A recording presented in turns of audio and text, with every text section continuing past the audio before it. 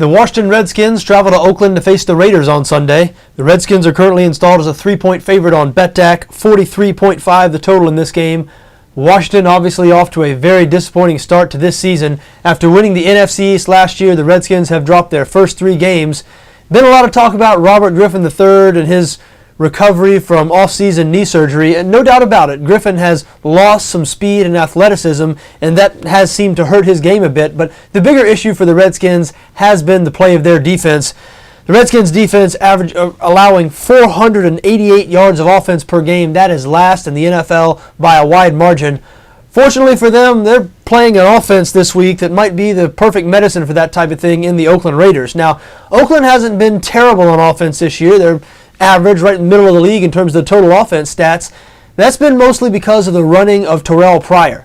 Behind Pryor scrambling and some good play out of Darren McFadden, even though McFadden did have a bad game last week against Denver, but those two have combined to give Oakland a pretty potent rushing attack. Raiders currently 4th in the NFL in rushing yards per game. However, Pryor, of course, suffered a concussion towards the end of that loss to Denver last week. He is questionable for this game.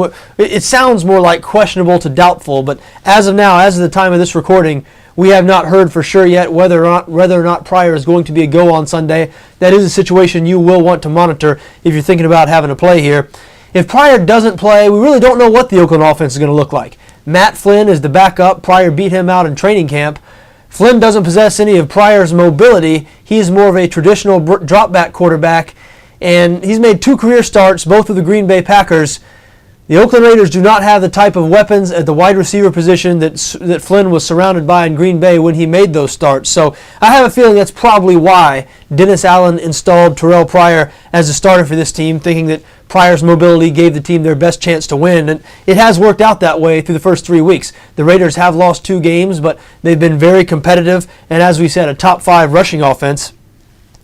Regardless of who plays quarterback for the Raiders on Sunday, and no doubt that does add some uncertainty to this game, I have a feeling this might be a good spot for a Washington play. The Redskins might get it together, pick up their first win of the season.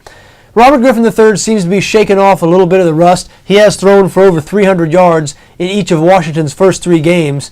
And again, their defense, even though they've been really bad this year, and I know that expecting their defense to improve is taking a little bit of a leap of faith because we've seen no tangible evidence of any improvement or anything like that. But listen, this will be by far the worst offense they've faced thus far this season. I just feel like knowing that Oakland is one-dimensional, knowing that they're a run-first, run-second, and then pass the football type of team, Washington is going to be able to iron out a lot of the problems that have plagued them this season, and they will play better defensively this week. So again, I don't expect a whole lot of points in this game. We see a relatively low total of 43.5. I have a lean towards the under there. The bet I like a little more here, though, is Washington -3.